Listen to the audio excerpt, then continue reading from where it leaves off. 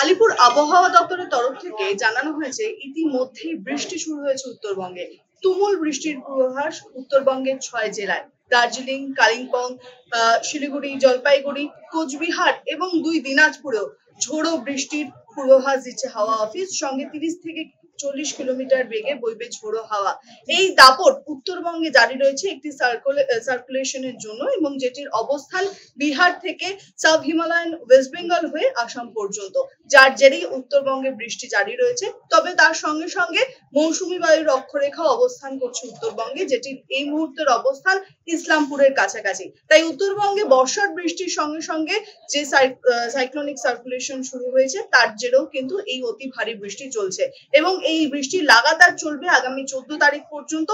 এই তারই সঙ্গে একেবারেই বলা যায় যে শহর কলকাতার ক্ষেত্রেও বৃষ্টির পূর্বাভাস বিকেলের দিকে রয়েছে। সেক্ষেত্রে হালকা থেকে বিক্ষিপ্ত বৃষ্টির সম্ভাবনা দক্ষিণবঙ্গের কয়েকটি জেলায়। তবে অস্বস্তি এবং আর্দ্রতাজনিত যে সমস্ত কষ্ট তা কিন্তু বজায় থাকবে দক্ষিণবঙ্গের প্রত্যেকটি জেলার জন্য। পশ্চিমের জেলাগুলির ক্ষেত্রে জারি রয়েছে তাপপ্রবাহের সতর্কতা।